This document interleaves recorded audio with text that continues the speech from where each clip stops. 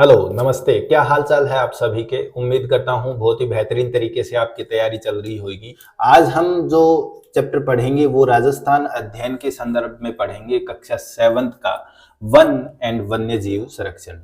इसमें हम देखेंगे कि हमारे पास में जो वन है वो कितने भागों में वर्गीकृत किए गए हैं, भूगोलिक दृष्टि से कैसे वर्गीकृत किए गए हैं, साथ ही छोटी छोटी शॉर्ट एंड स्वीट थिंग्स को और जानेंगे। तो चलिए स्टार्ट करते हैं बिना किसी देरी के। तो देखिए, वन जो हमारे पास में है, वन 3 तरीके से इसमें वर्गीकृत किए गए हैं। एक तो हमारे पास में आरक्षित वन है, एक हमारे पास में संरक्षित वन है और एक हमारे पास में अवर्गीकृत वन है। आरक्षित वन यानी कि आ प्लस रक्षित। रक्षित यानी कि रक्षा करना है। किससे रक्षा करना है भाई साहब? जो पहले आ लगा हुआ है ना, उससे। आ मतलब आम जनता से, आपसे और मुझसे। कौन रक्षा करेगी? तो वो रक्षा करेगी सरकार। इसका मतलब यहाँ पे रक्षा करने का क्या तात्पर्य है? यहाँ पे रक्षा करने का तात्पर्य है कि यहाँ पे आम जनता की एंट्री नहीं है। यहाँ पे ना तो आम जनता पशुओं को चरा सकती है, ना यहाँ पे आम जनता कोई लकड़ियां वगैरह संग्रहण कर सकती है। तो अगर हम इसकी बात करें आरक्षित की, तो ये हमारे पास में नियंत्रण में रहती है। किसके? सरकारी नियंत्रण में रहता है। सरकारी नियंत्रण में रहता है। यहाँ पे लकड़ियां लेना और पशुओं को चराना, पशु चराना दोनों ही क्या है? अवैध है। अवैध यानी कि वैधता नहीं है। दूसरा अगर हम बात करें तो यहाँ पे है संरक्षित वन। संरक्षित यानी कि सभी, और प्लस में रक्षित यानी कि रक्षा करेंगे। तो इसमें सिर्फ सरकार का हाथ नहीं है, इसमें आम जनता भी क्या करेगी? पेड़ पौधों की रक्षा करेगी। क्यों? क्योंकि सरकार को अकेले को ऑक्सीजन थोड़ी चाहिए, आम जनता को भी तो चाहिए ऑक्सीजन। तो सरकार बोली भाई साहब आपको भी इसमें क्या करना पड़ेगा? सहयोग करना पड़ेगा। तो हमने बोला ठीक है भाई, पर्यावरण ही तो है सब कुछ। तो हमने रक्षा करने के लिए एग्री हो गए। तो यहाँ पे क्या बोले कि चलो आप इस बात के लिए एग्री हो गए, तो हमारे पास में एक शर्त है कि ये रहेगा तो हमारे ही नियंत्रण में, यानी कि हमारे किसके? सरकारी नियंत्रण में। और सरकारी नियंत्रण के साथ साथ ये बोल रहे हैं कि आपको इसमें एक प्रॉफिट मिल जाएगा। वो क्या? कि आप इसमें क्या कर सकते हैं? पशु चरा सकते हैं और हल्की फुल्की जो लकड़ियां हैं वो क्या कर सकते हैं आप? जो लकड़ियां हैं, जो लकड़ी है ना, लड़की लिखा गया, लकड़ी जो है वो हमारे पास में लेके जा सकते हैं। तीसरा जो हमारे पास में है वो अवर्गीकृत है, यानी कि इसका तो कोई वर्गीकरण ही नहीं है। तो सरकार बोली इसका तो हम वर्गीकरण ही नहीं कर रहे। तो वर्गीकरण नहीं कर रहे तो जनता इसमें क्या करती है? मौज करती है। चलिए देखिए, इसके बाद में हम बात करते हैं कि भौगोलिक दृष्टि से किस तरीके का वर्गीकरण किया गया है। तो राजस्थान को अगर भौगोलिक दृष्टि से देखा जाए तो इसका पश्चिम जो इलाका है ना वो बहुत ही ज्यादा क्या है? गर्म है, बहुत ज्यादा गर्म है। इसका मतलब यहाँ पे ये क्या है? उष्ण कटिबंधीय कटीले वन पाए जाएंगे। कांटेदार वन पाए जाते हैं। उष्ण का यानी कि गर्म, गर्म तरीके के वन पाए जाते हैं। अब गर्मी जहां पे होगी वहां पे क्या रहेगी? बारिश कम रहेगी। बारिश कम यानी कि पानी कम। पानी कम तो पौधों को भी क्या चाहिए? पानी चाहिए। तो पानी कम होने की वजह से पौधे क्या करेंगे? जड़ों को गहरा लेके जाएंगे।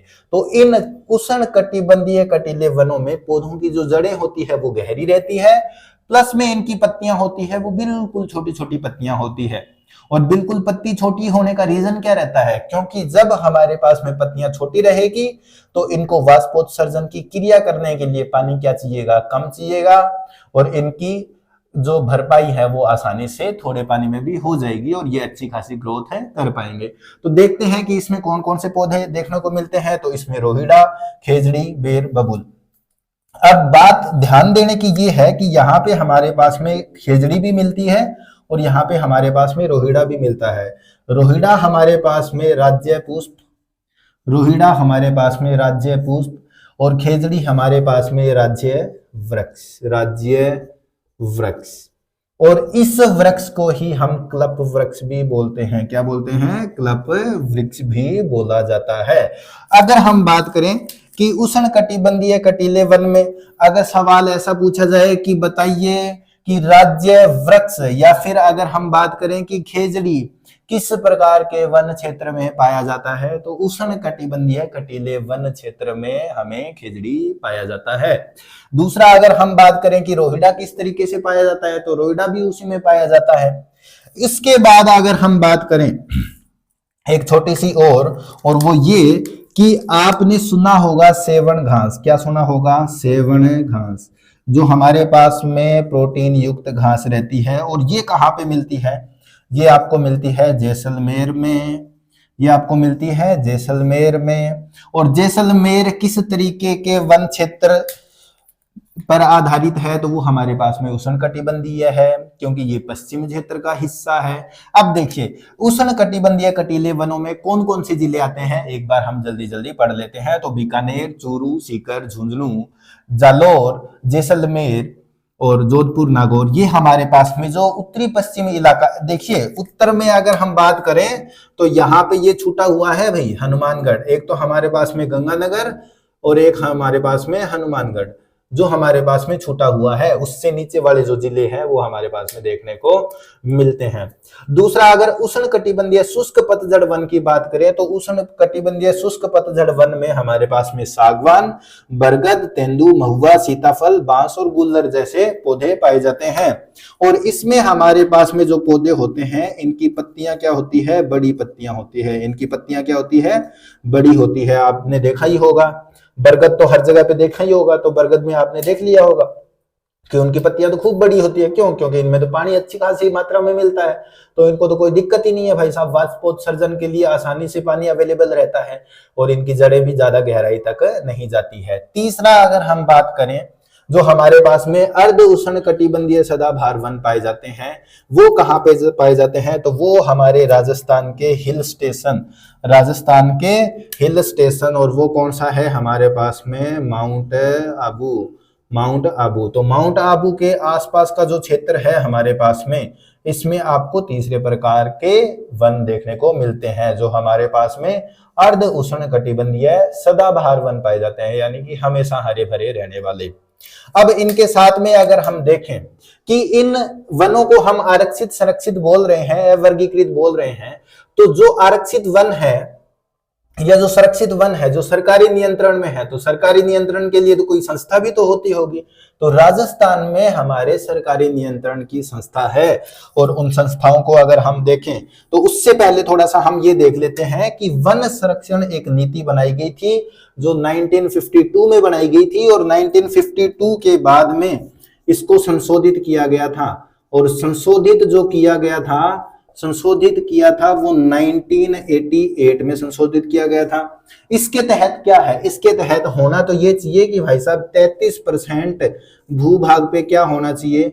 भूभाग पे वन होना चाहिए 33% पे। पर राजस्थान की अगर हम बात करें तो राजस्थान में हमारे पास में इससे तो बहुत कम है। राजस्थान में अगर हम बात करें तो लगभग 10% के हिस्से पे, ये अप्रोक्सीमेट हमारे पास में 10% के हिस्से पे ही है।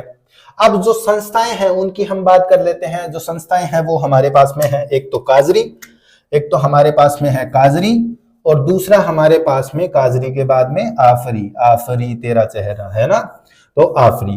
काजरी है ये हमारे पास में क्या है? आफरी और काजरी दोनों ही कहां पे है? तो ये राजस्थान के जोधपुर जिले में स्थित है। कहां पे है? राजस्थान के जोधपुर जिले में स्थित है काजरी, यानी कि हमारे पास में केंद्रीय शुष्क वन अनुसंधान क्षेत्र, शुष्क वन अनुसंधान क्षेत्र है ना, वन अनुसंधान क्षेत्र, अनुसंधान क्षेत्र या अनुसंधान क्षेत्र क्यों भाई साहब? संस्था, अनुसंधान संस्था। और आफरी की अगर हम बात करें तो शुष्क वन अनुसंधान संस्था, शुष्क वन अनुसंधान संस्था, अनुसंधान संस्था। ये दोनों की दोनों संस्थाएं क्या काम करती है? तो ये दोनों की दोनों संस्थाएं काम करती है वनों को आरक्षित करने में, यानी कि वनों का नियंत्रण करती है। जो सरकारी नियंत्रण में होते हैं उनका नियंत्रण करती है राजस्थान में ये संस्थाएं।